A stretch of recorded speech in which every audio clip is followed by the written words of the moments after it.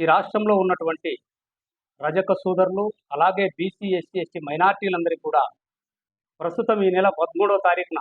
జరుగుతున్నటువంటి జనరల్ ఎలక్షన్స్‌లో మరి ఈరోజు ప్రతిపక్షంగా ఉన్నటువంటి తెలుగుదేశం, అలాగే దాని ఉమ్మడి పక్షాలైనటువంటి బీజేపీ, అలాగే జనసేన పార్టీలన్నీ కలిసి రజకులకు ఎస్సీ హోదా ఇస్తామని చెప్పి, అలాగే ఏదైతే దోబీకానాలపై హక్కులు ఇస్తామని, మరి ఏదైతే ఉందో పొలాలకు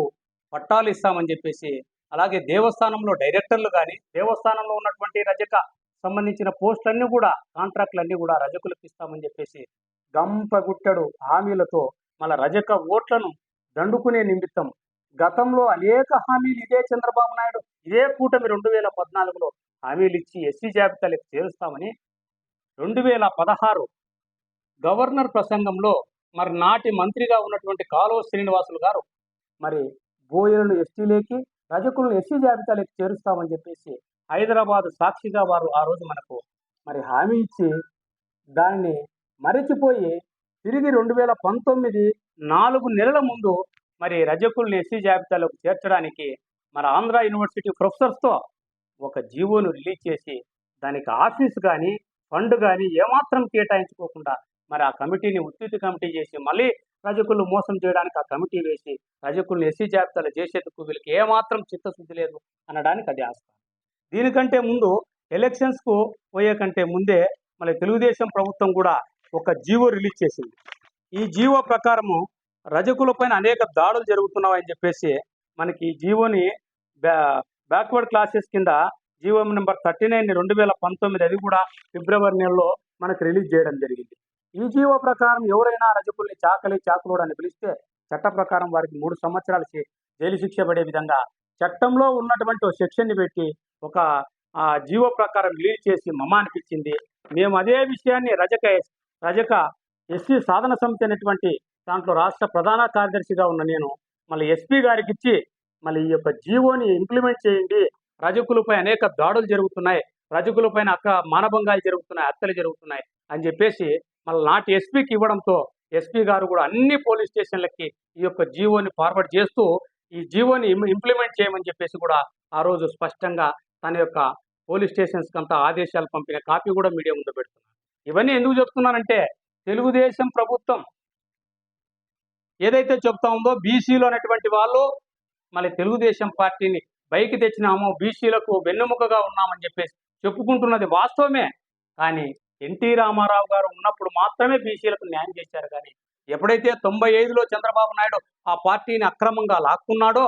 ఆ రోజు నుంచి కూడా మరి ఎన్టీ రామారావు బీసీకి దన్నుగా ఉన్న తెలుగుదేశం పార్టీని మాయ మాటలు చెప్పి ఓట్లు వేయించుకొని మరి ఈ పొద్దు పూర్తిగా మాకు అన్యాయం చేసేటువంటి మోసపూరితమైనటువంటి హామీలు ఇవ్వడం, ఎలక్షన్లో ముందు మేనిఫెస్టోలో పెట్టడం, ఎలక్షన్లో వచ్చేటప్పుడు మళ్ళీ దాన్ని ఏదో ఆదరణ పథకం అని చెప్పేసి మాకు 2 పనికిరాని పనిముట్లు ఇవ్వడం, బీసీలందరికీ కూడా మోసం చేసి ఒక ఓటు బ్యాంకుగా మరి బీసీలను వాడుకునేటువంటి పరిస్థితి మరి గత 40 సంవత్సరాలు చంద్రబాబు నాయుడు యొక్క పరిపాలనలో ప్రతిపక్షంలో ఉన్నప్పుడు జరిగింది. ముఖ్యంగా మేము మా యొక్క న్యాయస్థానంలో అయ్యా మేమంతా కూడా చాలా విద్యావంతులం, మేము 10 సంవత్సరాలు ప్రాక్టీస్ ఉంది, మాకు సుప్రీంకోర్టు హైకోర్టు జడ్జెస్ కావాలా, దయచేసి రెఫర్ చేయండి అంటే బహిరంగంగా బీసీలు న్యాయమూర్తులకి పనికి రారు అని చెప్పేసి మళ్ళీ ఒక బహిరంగంగా చంద్రబాబు నాయుడు ప్రకటించినటువంటి సందర్భం చూస్తూ ఉంటే మేము ఆ పొద్దు నిర్వేదన చేద్దాం. మరి అంటే బీసీలు మరి న్యాయమూర్తులుగా పనికిరారంటే ఓన్లీ ఎస్సీలు మాత్రమే పనికొస్తారో, ఓసీలు పనికొస్తారా? మరి ఎస్సీలకు ఇచ్చినావా అంటే అది లేదు, బీసీలకు ఇచ్చినావంటే అది లేదు, ఓన్లీ మీ సామాజిక వర్గానికి మాత్రమే న్యాయం చేసుకోవడానికి మరి అన్ని కూడా అధికారం వచ్చినప్పుడు మీ అనుచరులకు మాత్రమే న్యాయం చేస్తూ బీసీ ఓట్లను కొల్లగొట్టడానికి పొద్దు రజక కమ్యూనిటీకి కల్లిబొల్లి మాటలన్నీ చెప్పేసి మళ్ళా ఓట్లు దండుకునే ప్రయత్నం చేస్తున్నాడో తస్మాత్ జాగ్రత్త, రజకులంతా మేల్కొంటారు. రజక సోదరులారా గమనించండి, జగన్మోహన్ రెడ్డి గత 4 సంవత్సరాల 9 నెలల కాలంలో అనేక అభివృద్ధి సంక్షేమ కార్యక్రమాలు ఈరోజు నవరత్నాల్లో వచ్చినటువంటి 9 నవరత్నాల్లో వచ్చినటువంటి సంక్షేమ పథకాల్లో మనం కవర్ అవుతున్నాం. ఆ పథకాల ద్వారా ఈ రాష్ట్రంలో దగ్గరగా 1200 కోట్ల రూపాయలు మా రజక కమ్యూనిటీ మాత్రమే లబ్ధి పొందింది. దాంట్లో అదే కాకుండా మాకు చేదోడనటువంటి పథకం ద్వారా ఈ పొద్దు ఎవరైతే రజకులు ఇస్త్రీ చేసుకునే వారికి 10,000 రూపాయలు, అలాగే నాయ బ్రాహ్మణులకు కూడా రూ. 10,000, అలాగే టైలరింగ్ పనిచేసేటువంటి వాళ్ళకు కూడా రూ. 10,000 అనే పథకాన్ని ఎస్పెషల్లీ ఈ 3 కమ్యూనిటీస్‌కే తెచ్చినట్టు మంచి పథకాన్ని తెచ్చినటువంటి జగన్మోహన్ రెడ్డి గారు గతంలో 5,000, రూ. 7,000 పెట్టి ఇస్త్రీ పెట్టిచ్చారు. అది బయట మార్కెట్‌లో 3,000, 4,000 దొరికితే నాసిరకం తెచ్చేసి కోట్లాది రూపాయలు మీరు కాంట్రాక్టుల్లో దండుకొని మళ్ళీ నాసిరకం పనిముట్లు మా మొఖాన్ని వేసి ఎలక్షన్ ముందర పప్పులు బెల్లాల మాదిరి పెట్టి మళ్ళీ ఓట్లు వేసుకున్న తర్వాత మళ్ళీ 5 ఏళ్ళు మర్చిపోయేటువంటి పరిస్థితి ఆనాడు ఉండేది. ఈరోజు జగన్మోహన్ రెడ్డి ద్వారా అన్ని కుటుంబాలు వెనుకబడిన చాలా పేదరికంలో ఉన్నటువంటి రజక కుటుంబాలన్నీ కూడా అభివృద్ధి బాటలో రావడానికి మరి పేదరికాన్ని నిర్మూలించడానికి చేస్తున్నటువంటి ఈ యజ్ఞానికి మరి రాష్ట్రంలో ఉన్నటువంటి రజక సోదరులు కూడా మంచి మనసుతో బీసీ, ఎస్సీ, ఎస్టీ మైనార్టీలు పోతూ నష్టపోతారు. జగన్మోహన్ రెడ్డి వస్తేనే తప్ప ఈ పథకాల ద్వారా ఆ యొక్క మనకు సంక్షేమ బలాల ద్వారా మన ఆర్థిక స్థితి మెరుగుపడుతుంది. మన పిల్లలు విద్యావంతులు అవుతారు. మనకు రేపొద్దున మంచి ఉద్యోగాలు, రేపొద్దున సాఫ్ట్వేర్ ఉద్యోగాల్లో కూడా ఈ పొద్దు మంచి ఉత్తమ స్థాయిలోకి పోవాలంటే జగన్మోహన్ రెడ్డి మళ్ళా తిరిగి వస్తే ఈ ఫలితాలు అనేటువంటి భవిష్యత్తు కాలంలో మంచి ఫలితాలను చూపించేటువంటి అవకాశం ఉంది. ఈరోజు విద్యా వ్యవస్థలో కానీ ఈరోజు మన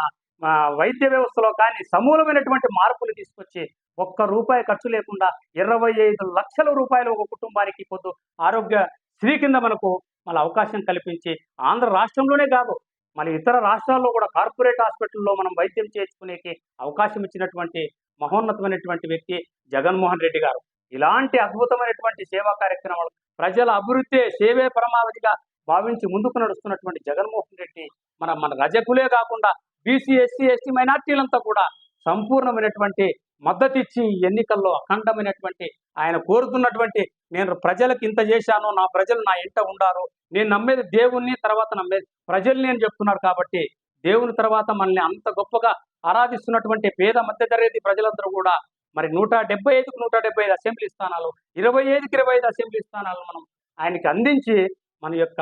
ఆయన చేసినటువంటి ఆ యొక్క మన పైన ఉన్నటువంటి నమ్మకాన్ని మరి వమ్ము కాకోకుండా అఖండమైన మెజార్టీతో గెలిపించి కుట్రపూరితమైనటువంటి మోసపూరితమైనటువంటి మరి కూటమిగా వచ్చి ఓట్లు దండుకొని మళ్ళీ రేపొద్దున కాంట్రాక్టుల పేరుతోనూ మరి వారి సామాజిక వర్గాన్ని డెవలప్ చేసుకునేకి మరి భూములన్నీ కూడా కొట్టేసే ప్రయత్నంతో చేస్తున్న కూటమిని మరి అఖండమైనటువంటి బుద్ధి చెప్పి వాళ్ళకి డిపాజిట్లు పోయే విధంగా ప్రజలంతా ఐక్యమై మంచి మనసుతో ఆలోచించి మరి ఈ యొక్క జగన్మోహన్ రెడ్డి గారిని 13వ తారీఖు జరిగేటువంటి ఎన్నికల్లో మళ్ళీ ఆయన తరఫున నిలబెట్టినటువంటి 175 మంది ఎమ్మెల్యేలకు 25 మంది ఎంపీలకు మరి ఫ్యాన్ గుర్తుపై ఓటేసి మనం గెలిపించి మనకు ఏదైతే ఉందో ఎస్సీ హోదా కూడా ఆయనకి చేపించేటువంటి స్తోమత ధైర్యం ఆయనకుంది. మనం కొట్లాడి కూడా చేయించుకుందాం. మరి ఆయన చెప్పే కల్లిబొల్లి మాటలు ఎప్పుడు కూడా జీవితంలో చేయలేడు చంద్రబాబు నాయుడు. వీటన్నిటిని గుర్తెరిగి మరి మనకు రజకులకు న్యాయం చేస్తున్నాడు. మరి వారిపైన పూర్తి నమ్మకంతో విశ్వాసంతో ప్రజలందరూ కూడా దయతో ఖచ్చితంగా మరి జగన్మోహన్ రెడ్డి గారి ఫ్యాన్ గుర్తుపైన ఓటు వేసి మరి గెలిపిస్తారని చెప్పేసి కూడా ఈ మీడియా మూలకంగా విజ్ఞప్తి చేస్తున్నాను.